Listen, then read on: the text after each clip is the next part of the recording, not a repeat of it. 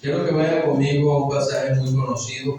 Vamos al libro de Mateo, capítulo 17. Y vamos a leer todos juntos unánime la palabra en el nombre del Padre, del Hijo y del Espíritu Santo. Y la iglesia dice: Amén. Amén.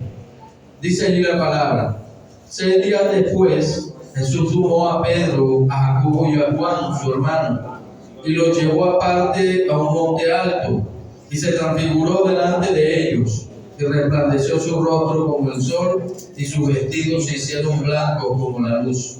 Y es aquí que le aparecieron Moisés y Elías hablando con él. Entonces Pedro dijo a Jesús: Señor, bueno es para nosotros que estemos aquí.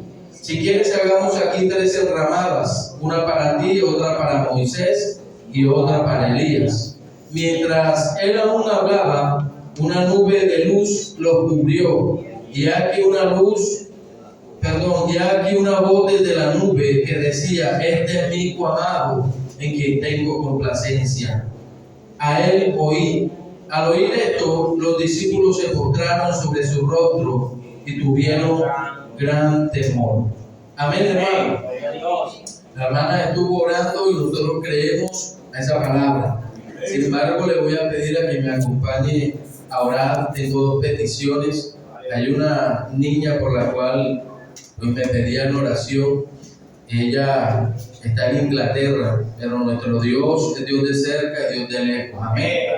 La niña fue intervenida, hicieron una cirugía en la columna y parece que todo salió bien, pero luego cogió una bacteria y esa bacteria le ha afectado todos sus órganos.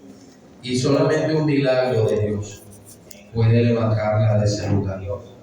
Y hay un compañero de trabajo que me escribió anoche, ya muy tarde, para que estuviera orando por su esposa, que pues le salió algo, una sombra en el seno, pero pues él pide oración para que Dios meta su mano y no sea nada maligno. Amén. Entonces le voy a pedir a que usted me acompañe a orar. Yo creo que nunca perdemos el temor y bueno, siempre necesitamos orar. Amén. Como predicadores entendemos que dependemos totalmente del Señor. Padre que estás en los cielos, Señor, estamos en tu presencia una vez más dándote gloria, honra, alabanza y poder, exaltación, Señor. Padre, nos has traído en esta mañana para gozarnos en tu presencia y hemos sentido tu presencia en medio nuestro, Señor, y creemos a tu palabra que dice que donde hay 2 o 3 congregados en tu nombre, allí estás tú, Señor, y que donde está tu espíritu, allí hay libertad. Señor, hoy queremos orar a favor de estas vidas. Ellas tienen necesidad, Señor, y oramos como si fueran nuestras familias, oramos como si hicieran parte de nuestro núcleo familiar. Te pedimos en el nombre de Jesús por Lía Huelve. Te pedimos que allí donde ella está en esa clínica, en ese lugar donde esté internada, en esa sala de cuidados intensivos, sea tu mano de poder sobre ella. Sea tu misericordia sobre esta niña, extendiendo, aleluya, una vez más, Señor, una oportunidad de vida para ella. Señor, tú eres un Dios de poder, un Dios de gloria. Glorifícate en su vida y que esto sea un testimonio grande para su familia. Que a través de esto muchos puedan convertirse, Señor. Muestra tu gloria en la vida de la niña, Señor. Padre, que seas tú restaurando su salud, todas esas áreas que han sido afectadas por esta bacteria, Señor, seas tú metiendo tu mano de poder y de misericordia, Señor. Atamos el espíritu de muerte, Señor, Padre, y nos aferramos a la vida, Señor. Padre, tu palabra dice que mientras haya vida hay esperanza, y nosotros, Señor, creemos en tu voluntad es buena, es agradable y es perfecta, pero oramos por si, aleluya, te place permitirle vivir, Señor. Ayuda a su familia que están afligidos, angustiados, Señor. Padre, oro también por la vida de los Caris Casarrubias, Señor. Mira esa intervención, Dios mío, esos exámenes, aleluya, que allá le han realizado. te pido que tú metas tu mano de misericordia, Señor, que no vaya a hacer nada maligno, Señor, nada, aleluya, en los cuales ella se vaya a ver afectada, Señor. Te pedimos que, aleluya, tú intervengas a favor de su vida, Señor, que tú poses tu mano a favor de ella, Señor, y que tú le guardes, que tú le protejas, Señor, de todo cáncer, de todo lo que pueda afectar su salud, Señor. Padre, en el nombre de Jesús, nos colocamos en tus manos creyendo, Señor, que la oración es fuente de poder y que la oración eficaz y el justo puede mucho, Señor. Que tu oído está atento a nuestro clamor. Esta palabra en tus manos, Señor. Desautorizamos toda fuerza de las tinieblas, todo lo que quiera levantarse en contra de ella. Lo estamos declarando sin poder y sin autoridad, Señor. Declaramos tu presencia, nos arropa, nos cobija, nos rodea en esta mañana, Señor, y que tú disipas toda tiniebla, que tú limpias los aires. Padre, en el nombre de Jesús, te damos gloria, honra y majestad. Puede sentarse, hermano, dando un fuerte aplauso y fuerte gloria a Dios. Alabado sea el nombre de Jesús. Vive el Señor para siempre. En el pasaje que leímos en esta mañana, nos damos cuenta que hace parte de los evangelios sinópticos, Mateo, Marcos y Lucas. Y cada escritor narra según su propia experiencia, según su propia perspectiva, pero de una manera veraz. Amén. En el pasaje que leímos, donde nos hemos apoyado, la palabra enseña que Mateo dice que Jesús tomó aparte a Pedro, a Juan y a Jacobo y los llevó a un monte alto y allí delante de ellos se transfiguró. Lucas es más específico y dice que Jesús subió al monte a orar y que mientras oraba el Señor se transfiguró. Alabado sea el nombre de Jesús. Pedro, Juan y Jacobo hacían parte del círculo íntimo de Jesús. En muchas ocasiones los tomó a ellos, como cuando resucitó la hija de Jairo, como cuando estaba en Getsemaní, que le decía que lo ayudaran a orar. Aleluya, ellos eran parte de ese círculo íntimo de Jesús. No porque fueran más importantes que el resto de los discípulos, no porque hicieran parte de la rosca de Jesús como a veces escuchamos hablar, sino que eran personas que eran principales en medio de los discípulos. Y cuando leemos este pasaje, Lucas especifica que, aleluya, Jesús en ese lugar cuando se transfigura, su rostro resplandecía como el sol, sus vestidos se hicieron blancos como la luz, y que les aparecieron Moisés y Elías rodeados de gloria. Amén. Fue un estado en donde Jesús también mostró su gloria delante de aquellos discípulos, aquellos hombres de los cuales la Biblia dice que eran hombres del vulgo, que eran hombres sin letra, pero que, aleluya, en ese momento, aleluya, a Jesús le plació estar con ellos en ese lugar que para ellos se convirtió en una experiencia especial. Amén. Y en ese momento, hermano, aleluya, Pedro, Juan y Jacobo ven a Moisés y ven a Elías con Jesús. Y ellos, aleluya, estaban maravillados. Otro pasaje dice que, aleluya, ellos estaban cargados de sueño. Pero en ese momento Pedro le dice a Jesús: Señor, bueno es para nosotros que estemos aquí. Aleluya, bueno sería que hiciéramos 3 enramadas, una para ti, una para Moisés y una para Elías. Era un momento especial para ellos. Pedro y sus compañeros, Juan y Jacobo, tuvieron la experiencia de ver a Moisés y a Elías. Y me llama la atención porque usted y yo leemos en el libro de Deuteronomio, en el último capítulo, que Moisés muere y la Biblia dice que el Señor lo sepultó. con sus manos, hablando de una manera simbólica. Moisés había muerto, pero como nuestro Dios es un Dios de vivos, la Biblia dice que Moisés estaba allí en ese lugar. Dos, aleluya, hombres, aleluya, prominentes en la Biblia, dos grandes hombres de Dios estaban allí. Y recordemos que Elías fue aquel hombre que fue traspuesto, aleluya, por el Señor a través de un torbellino, y el Señor le arrebató hasta el cielo, amén. Entonces era una experiencia especial, era un momento sublime para ellos.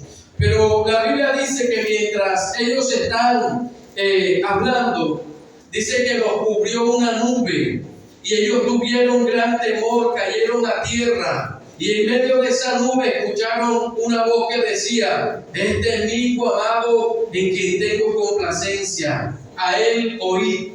Era la voz del Padre en medio de la nube.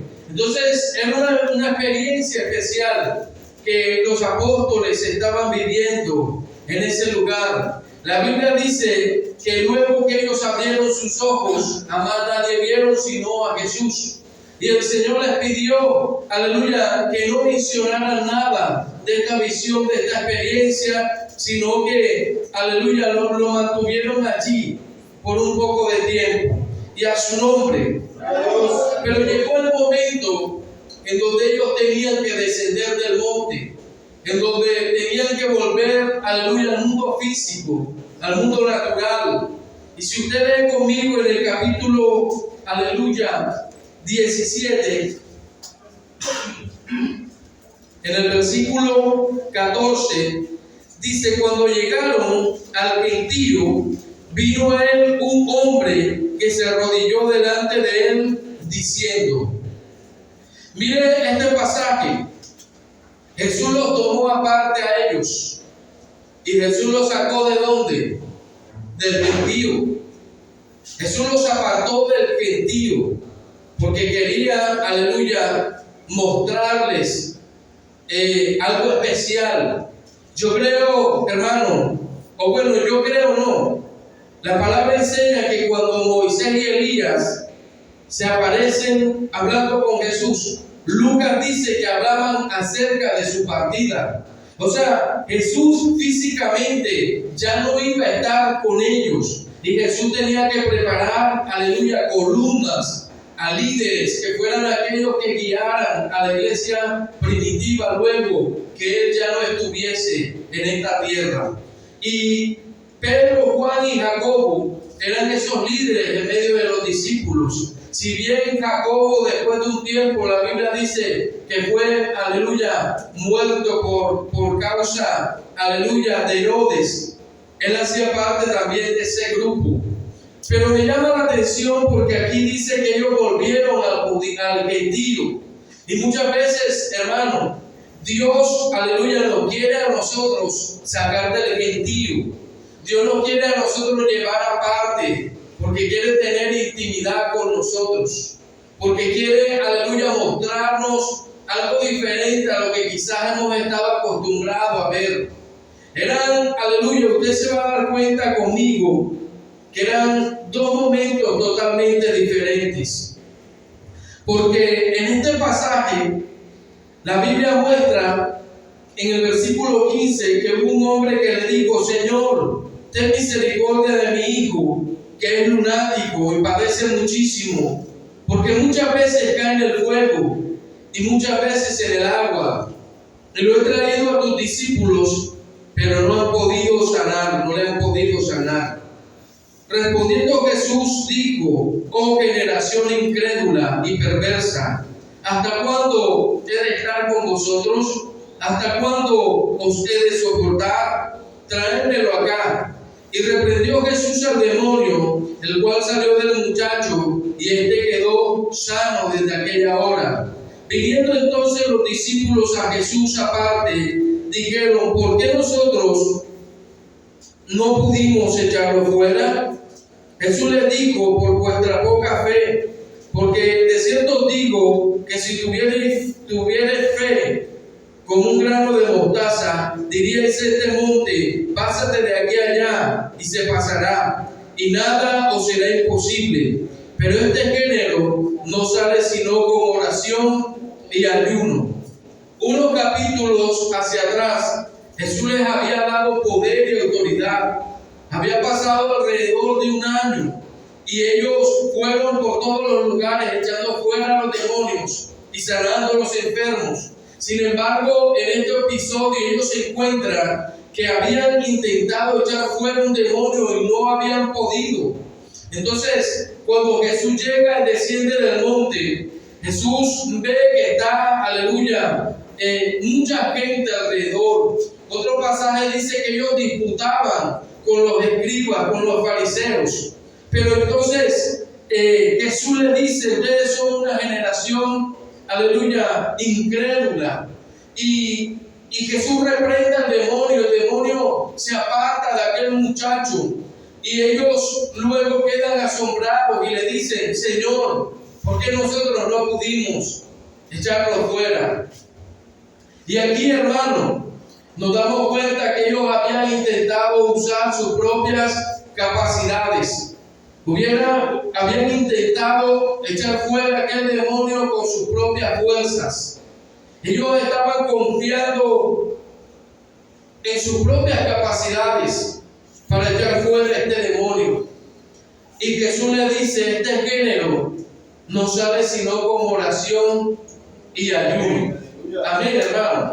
Entonces, me llama la atención porque muchas veces confiamos en lo que nosotros conocemos, lo que nosotros sabemos, lo que hemos aprendido, pero no había una conexión directa con el Señor. Mira, hermano, yo creo que muchas veces lo he mencionado, no sé si en este lugar, que nosotros como iglesia es necesario que salgamos del mundo natural y podamos entrar en el mundo espiritual. Es necesario, hermano, que cada día podamos tener esa intimidad con Dios y que sea el que nos guíe en medio de este camino. Porque hay cosas a las que nos vamos a enfrentar que quizás no vamos a encontrar una respuesta, porque vamos a intentar hacerlo porque ya lo hemos hecho antes, porque ya lo hemos visto, lo hemos practicado y nos ha dado, aleluya, resultado, nos ha dado respuesta. Pero todas las cosas no son así. Y Jesús le estaba enseñando a ellos que ellos no podían confiar en ellos mismos y que muchas veces les había funcionado, pero que no siempre iba a ser así. Y a su nombre. Entonces, esto nos deja una enseñanza para nuestra vida. A veces, quiero que me escuche bien, hermano. Orar no es lo mismo que tener intimidad, porque hay muchas personas que oran esperando un milagro de Dios, esperando una respuesta de Dios, pero eso no quiere decir que ellos tengan una intimidad con Dios. Eso no quiere decir, aleluya, una cosa es orar, otra cosa es estar con el Señor. Entonces es necesario que nosotros muchas veces entendamos que Dios nos quiere sacar del gentío para, aleluya, que podamos estar con Él, para que podamos aprender cosas nuevas, porque ese debe ser, aleluya, nuestra visión como pueblo de Dios, como cristianos, que cada día podamos crecer, podamos madurar, que cada día podamos aprender del Señor, que no nos quedemos allí estancados, porque Dios tiene siempre un plan para nuestra vida, aleluya, y no es que solamente hagamos parte del cuerpo de Cristo o de una congregación, sino que podamos ser, aleluya, una bendición en medio del pueblo, que podamos ser instrumentos hermosos en sus manos, que podamos servirle, que seamos instrumentos a través de los cuales Él muestre su gloria. Amén, hermano. Dios tiene un propósito especial para cada uno de nosotros. Con Pedro, Juan y Jacobo, Dios les estaba enseñando, porque luego ellos iban a ser, aleluya, los que guiaran a la iglesia primitiva, las columnas, los baluartes, y a su nombre. Entonces, estos hombres habían intentado por su fuerza, pero no habían visto ningún resultado. Y Jesús le dice: este género no sale sino con oración y ayuno.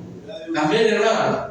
Si nosotros miramos En la iglesia contemporánea en la que estamos viviendo, a veces causa un poco de tristeza ver cómo la iglesia ha ido perdiendo esa autoridad, ha ido perdiendo esa visión de poder tener potestad sobre los espíritus inmundos. Hace poco compartía con el pastor y decíamos que ya hay lugares en donde ni siquiera se reprende, hermano, en donde ni siquiera se mueve el campo de la liberación. Y mire, hermano, ¿sabe qué es triste? Que a veces en medio nuestro hay gente que está cautiva y viene a los servicios, no hablando solamente de este lugar, pero vienen a los servicios y así como vienen, así se van. A veces yo he visto personas danzando, hermano, pero uno dice algo está mal, algo está pasando que no es de Dios, y uno sabe, porque no podemos atribuir el movimiento de Dios a que sean cosas demoníacas, pero uno sabe que esa persona está danzando muchas veces hasta en liberación. ¿Sabe? Yo recuerdo hace mucho tiempo que en una vigilia que hubo allá en la iglesia, una hermanita comenzó a danzar, pero ella hacía de una manera rara, parecía como una mosquita. Y yo decía, oye, pero eso es como raro. Hermano, y ella comenzó a danzar cuando de repente se le manifestó el demonio fuerte que tenía. Y eso nos hace pensar a nosotros que cuando estamos caminando con el Señor, nosotros somos templos del Espíritu Santo. El Espíritu de Dios mora en nosotros. Hermano, y nosotros como cristianos no podemos compartir nuestro cuerpo, que es templo del Espíritu Santo, con espíritus inmundos. Pero ¿saben qué pasa? Que muchas veces hay áreas de nuestra vida que no le hemos entregado al Señor. Muchas veces hay áreas de nuestra vida en donde Satanás quiere tomar ventaja y a su nombre. ¿Sabe? Conocí hace mucho tiempo el caso de una hermanita que ella daba testimonio de buscar a Dios. Era una mujer que estaba en todo, hermano, una joven. Gracias, hermano. Y todo el mundo podía testificar de su búsqueda con Dios. Pero de repente un día, hermano, se le manifestaron unos demonios. Ella comenzó a hacer unas señas raras, sus ojos se voltearon. Entonces, era algo contradictorio porque uno dice, bueno, pero si es una persona que busca a Dios, lo hemos visto su cambio, su transformación, pero a veces hay áreas de nuestra vida que no le hemos entregado al Señor. A veces cuando nos cuesta perdonar, cuando nos cuesta, aleluya, aquellas cosas que quizás en algún momento nos hicieron daño y decimos, no, que perdone el Señor, pero yo no me olvido de eso que me afectó. Le estoy hablando de un campo, pero son muchos, y dejamos que esa puerta quede allí abierta. Y no es por causa del Señor, hermano, porque, hermano, ese día comenzaron los hermanos a echar fuera, pero no se trataba de eso. Comenzaron a reprender al demonio y el demonio seguía igual. ¿Sabe qué pasó, hermano? Era una lucha interna de ella. Ella era la que tenía que renunciar. Ella era la que tenía que entregar en ese momento, aleluya, aquello que estaba perturbándole, aquello que le hacía daño. Apenas ella renunció a eso, hermano, quedó libre. Porque son cosas de nosotros. Y a su nombre. Entonces le decía que nosotros no podemos confiar en nuestra propia fuerza. No podemos confiar en nuestra propia justicia. Quiero que vaya conmigo un pasaje por un momento. Vaya conmigo al libro de Lucas. Lucas 18:9. Y dice allí la palabra: a unos que confiaban en sí mismos como justos y menospreciaban a los otros, dijo también esta parábola. Dos hombres subieron al templo a orar. Uno era fariseo y el otro publicano. El fariseo, puesto en pie, oraba consigo mismo de esta manera: Dios, te doy gracias porque no soy como los otros hombres, ladrones, injustos, adúlteros, ni aun como este publicano. Ayuno 2 veces a la semana, doy diezmos de todo lo que gano. Mas el publicano, estando lejos, no quería ni aun alzar los ojos al cielo, sino que se golpeaba el pecho diciendo: Dios, sé propicio a mí, que soy pecador. Os digo que este descendió a su casa justificado antes que el otro, porque cualquiera que se enaltece será humillado, y el que se humilla será enaltecido. Esta parábola nos habla de un hombre que confiaba en sus propias justicias, de un hombre, aleluya, que confiaba en lo que él hacía. Y esto nos habla, hermano, de nosotros mismos. Amén. Porque los fariseos ayunaban, pero la Biblia dice que demudaban sus semblantes para ser vistos por los hombres. Amén. O sea, lo que hacían, lo hacían para que otros los miraran. Oraban públicamente para que todos supieran que ellos oraban. Alabado sea el nombre de Jesús. Entonces, este hombre viene con su propia justicia y le dice: yo oro, yo ayuno, yo no soy como este ladrón, como este publicano. Y él prácticamente le hacía falta la, ¿cómo se llama? Aurora. Le hacía falta la sala porque era un ángel y a su nombre. Pero mire, hermano, ¿para qué todas estas cosas, hermano? ¿Para qué venir delante de Dios mostrándole lo que nosotros somos? ¿Para qué decir: Señor, si tú sabes que yo soy el que más danzo en la iglesia, yo soy el que más hablo lenguas, pero cuando muchas veces no le hemos entregado el interior, la parte que Dios quiere cambiar y transformar en nuestra vida? Muchas veces no hemos dejado que Dios mude, aleluya, nuestra criatura antigua. Y hay cosas que todavía nos hacen daño.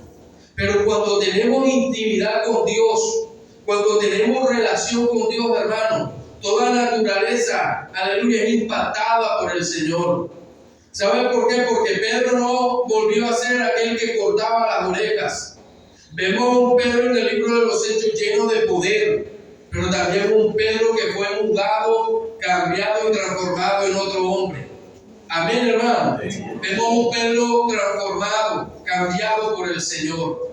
Y eso es lo que Dios muchas veces quiere hacer en nuestra vida. Como iglesia, Él quiere dotarnos de poder, quiere darnos autoridad, pero también quiere que nosotros seamos, aleluya, cambiados, que seamos nuevas criaturas, que seamos cristianos, hermanos, de testimonio, cristianos de ejemplo, que de verdad vivamos conforme, aleluya, a lo que profesamos, que seamos, aleluya, cartas abiertas, como dice la palabra. Porque, hermano, alrededor de nosotros hay una gran nube de testigos que está siempre viendo lo que usted y yo hacemos. Y a su nombre. Entonces, hermano, vemos en la Biblia, por lo menos tomando como referencia o como un ejemplo la vida de Pedro, la vida de Juan y de Jacobo. Juan y Jacobo eran llamados por el Señor como un apodo. Le decían los Boanerges, los hijos del trueno. Porque un día que al Señor no le permitieron entrar en una aldea, si no estoy mal, ellos dijeron: Señor, ¿será que pedimos fuego del cielo que lo consuma? Y el Señor les dijo: no, vosotros no sabéis de qué espíritu sois. Porque yo no he venido, aleluya, a perder las almas, he venido a salvarlas. Entonces, estos hombres que eran de carácter, de temperamento fuerte, ya después ve usted la carta del apóstol Juan, entonces ya está diciendo: hijitos míos.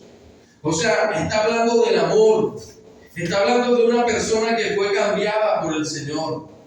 Moisés, hermano, mató a un hombre, pero luego la Biblia registra que era el hombre más manso de toda la tierra, porque estando en la presencia de Dios, su naturaleza humana fue cambiada y fue transformada por el Señor. Y eso es lo que muchas veces Dios quiere hacer en nuestra vida, que seamos cristianos, aleluya, integrales, que, aleluya, seamos de gran bendición, seamos de gran testimonio. Dios nos quiere, aleluya, apartar del gentío para enseñarnos muchas cosas, para que podamos estar en su presencia, para que allí, aleluya, sea impactado nuestro hombre, aleluya, natural.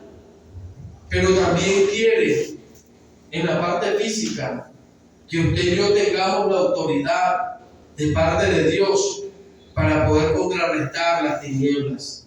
Por eso le decía ahorita que es necesario que como iglesia usted y yo entendamos que necesitamos entrar en el mundo espiritual. Amén, hermano. Porque nos vamos a enfrentar a cosas que vamos a necesitar el respaldo de Dios. Mire, usted como punto de referencia, la Biblia dice allá en Éxodo capítulo 17 que cuando Amaleta atacó a Israel con la retaguardia, donde estaban los ancianos, donde estaban los niños, dice que Moisés subió al monte y levantaba sus manos. Y mientras las manos de Moisés estaban levantadas, dice que el pueblo de Israel prevalecía. Amén. Y ellos iban en la batalla, estaban ganando. Alabado sea el nombre de Jesús. Pero también había un mundo físico en donde Josué estaba peleando. Y a su nombre. Entonces necesitamos como iglesia entender que nuestras batallas se ganan en el mundo espiritual. Amén. Y que cuando vamos al mundo físico, hermano, vamos a ir dotados de lo que necesitamos para poder enfrentarnos, aleluya, al enemigo. Y a su nombre. Alabado sea el nombre de Jesús. Eso lo puedo decir.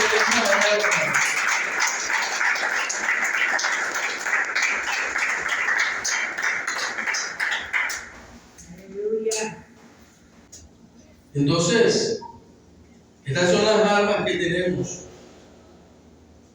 Jesús dijo, este género no sale sino con ayuno y oración.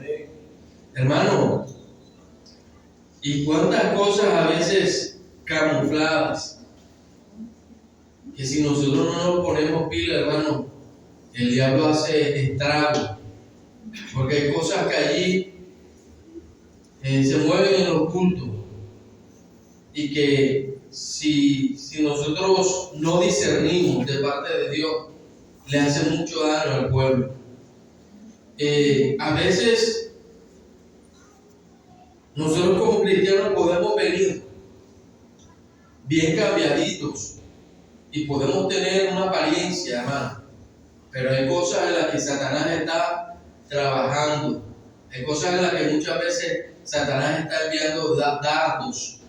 Y si nosotros no somos esa iglesia de poder, de autoridad, hermano, nos vamos a dar cuenta que en algún momento Satanás va a cumplir su objetivo.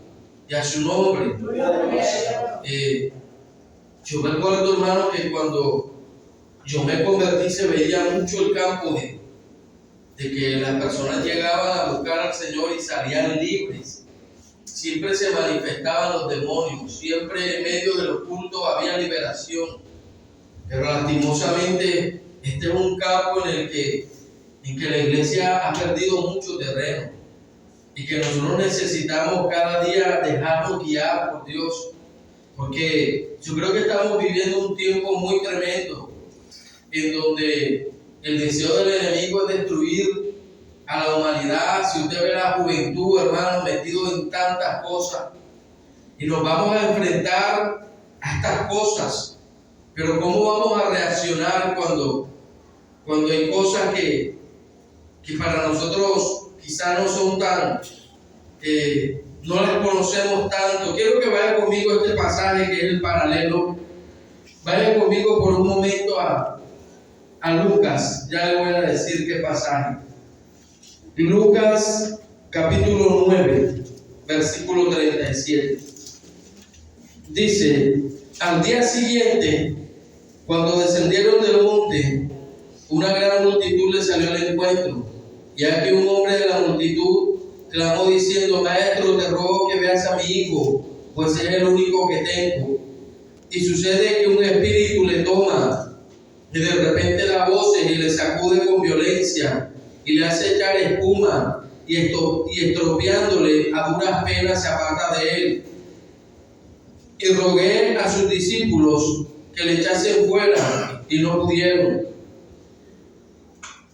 Bueno, el versículo 42 dice: y mientras se acercaba el muchacho, el demonio le derribó y le sacudió con violencia. Pero Jesús reprendió al espíritu inmundo y sanó al muchacho y se lo devolvió a su padre. El pasaje de Lucas dice que el muchacho de Marcos, dice que el muchacho quedó como muerto, hermano. O sea, ni siquiera, usted ve en los pasajes, y Jesús echó fuera muchos demonios, pero estos demonios parece que no tenían ni reverencia, hermano. Cuando usted ve el pasaje del endemoniado gadareno, dice que él se postró y los demonios le dijeron: ¿qué tienes con nosotros, hijo de David, hijo del Dios Altísimo? Porque ha venido a atormentarnos antes de tiempo. Y la Biblia dice que ellos le pidieron permiso a Jesús para ir al hato de cerdos. Pero este espíritu que tenía este muchacho, dice que cuando Jesús llegó a ese lugar, el pasaje de Marcos 9:14, dice que le sacudió con violencia. Alabado sea el nombre de Jesús. Versículo 20 dice: y se lo trajeron. Y cuando el espíritu vio a Jesús, sacudió con violencia al muchacho, quien cayendo en tierra se revolcaba, echando espumarajos. Jesús preguntó al padre: ¿cuánto tiempo hace que le sucede esto? Y él dijo: desde niño, y muchas veces le echan en el fuego y en el agua para matarle. Pero si puedes hacer algo, ten misericordia de nosotros y ayúdanos. Jesús le dijo: si puedes creer, al que cree, todo le es posible. Inmediatamente el padre del muchacho clamó y dijo: creo, ayuda mi incredulidad. Y cuando Jesús vio que la multitud se agolpaba, reprendió al espíritu inmundo, diciendo al espíritu mudo y sordo: yo te mando, sal de él y no entres más en él. Entonces el espíritu, clamando y sacudiéndole con violencia, salió y él quedó como muerto. De modo que muchos decían: está muerto. Pero Jesús, tomándole de la mano, le enderezó y se levantó. Alabado sea el nombre de Jesús. O sea, era un espíritu inmundo, pero fuerte, hermano.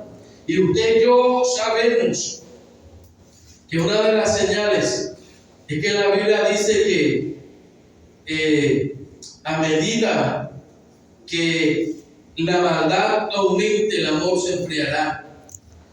Yo creo que estamos en un tiempo en donde vamos a ver gente más cautiva, hermano. A medida que la maldad se multiplica, a medida que el ser humano abre puertas, hermano, vamos a ver jóvenes cautivos en diversas formas, en la parte de la droga, en la parte del sicariato. Y muchos de esos jóvenes son los que van a venir a las iglesias.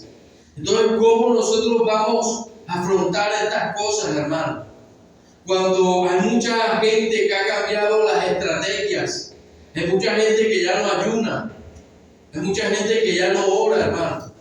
Y a su nombre, cuando yo compartía con alguien y le decía: oye, pero a mí me sorprende porque yo veo que la juventud ahora es diferente.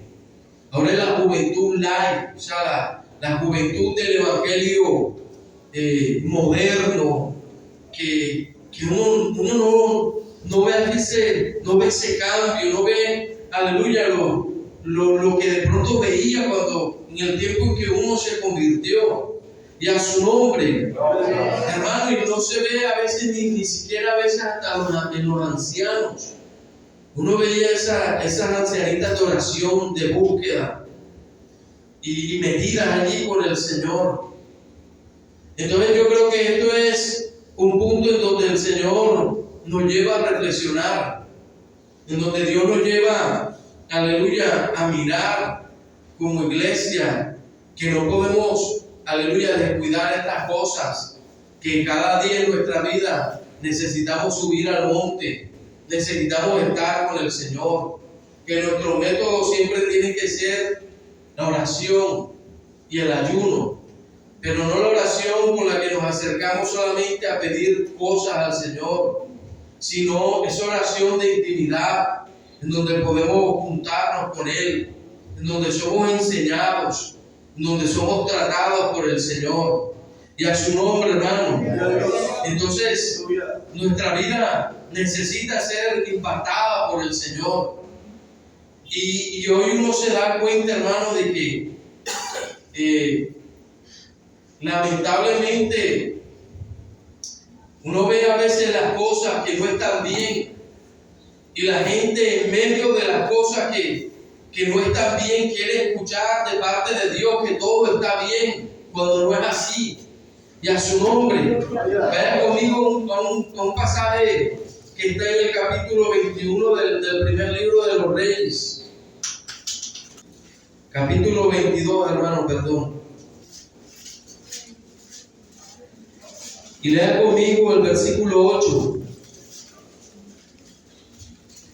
Y dice allí: el rey de Israel respondió a Josafat: aún hay un varón por el cual podríamos consultar a Jehová, Micaías, hijo de Imla, mas yo la aborrezco, porque nunca me profetiza bien, sino solamente mal.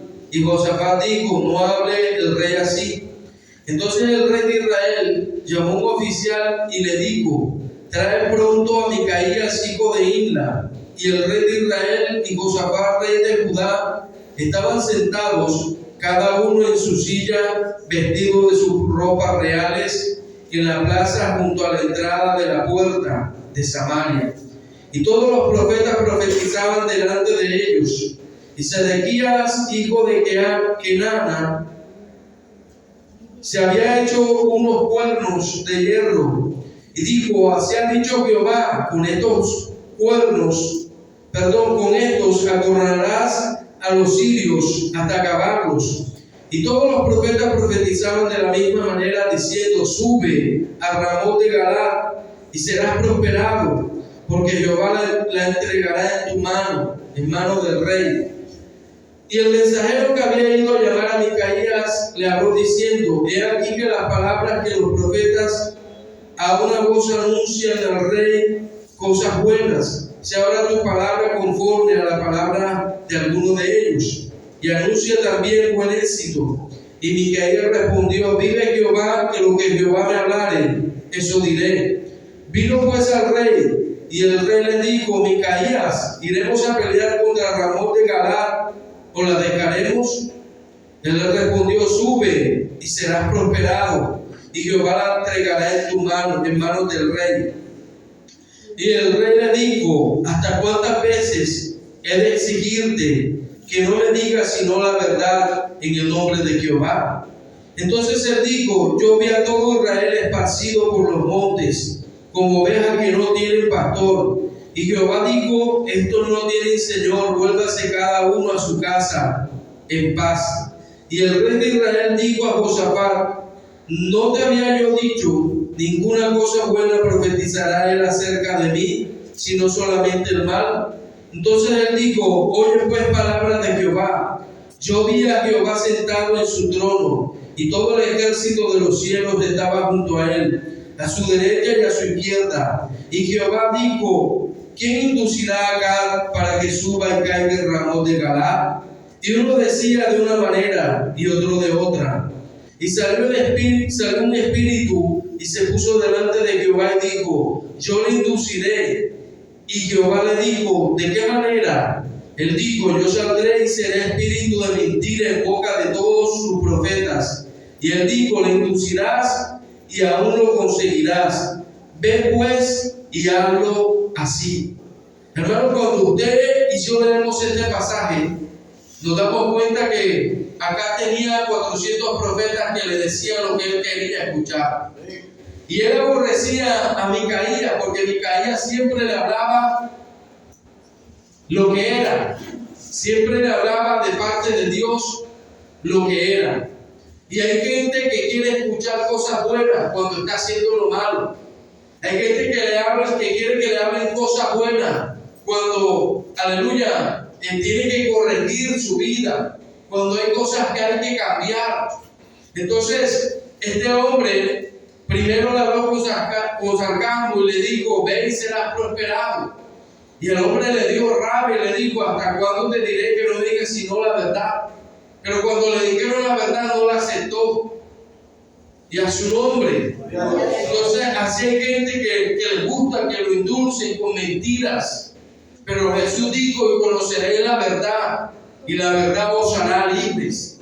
Muchas veces, hermano, como dice un dicho, es mejor que nos hagan llorar con verdades y no que riamos con mentiras. Y a su nombre. Es bueno cuando alguien nos dice: mira, tienes que arreglar esto. Esa persona que te ama siempre buscará lo bueno y te dirá: mira, este es el camino. Y a su nombre. Pero, hermano, qué triste es cuando nos están diciendo las cosas, pero no queremos recibirlas de esa manera. Y queremos, aleluya, siempre que alguien nos hable lo que queremos escuchar. Y aquí había un hombre que dijo: oye, pero esto está raro. ¿No hay algún profeta de Jehová? Y él dijo: yo tengo uno allá, pero lo tenía allá aparte encerrado. Y a su nombre. ¿Y qué le pasó al hombre, hermano? Fue a la guerra y allá murió, como el Señor se lo había dicho a través del profeta. Y no fue casualidad que una flecha entró en medio de la armadura, sino que ya Dios lo había determinado así. Y a su nombre. Entonces, hermano, la enseñanza de esta mañana es que como pueblo, como iglesia, el Señor muchas veces va a querer apartarnos. Porque hay cosas que de pronto en medio de la iglesia, hermano, habrán cosas que solamente se trata con los líderes, con los ancianos. Amén. Hay cosas que no se ventilan, porque son cosas delicadas. Dios nos quiere hacer crecer, madurar, que podamos ser un apoyo fuerte en medio del lugar en donde Dios nos ha puesto. Amén, que seamos columnas. Y por eso Él muchas veces nos aparta, porque quiere tratar con nuestra vida. Pero eso no va a ser siempre. Vamos a tener que volver a descender y nos vamos a encontrar con cosas a las que tenemos que enfrentarnos. Y necesitamos estar dotados. Necesitamos estar, aleluya, en sintonía con Dios para poder enfrentarnos. Y a su nombre. Y nuestra vida tiene que ser impactada. No puede ser que han pasado 15 años y yo todavía sigo siendo el mismo. A veces, el mismo que no le gusta que lo corrijan, que le digan nada. Y a su nombre. Pero hermanos, si no somos corregidos, ¿cómo vamos a crecer? Si la Biblia dice que Dios al que ama corrige y azota a todo aquel que recibe por hijo. Amén, hermano. Entonces le voy a invitar en esta mañana que usted pueda colocarse en pie. Necesitamos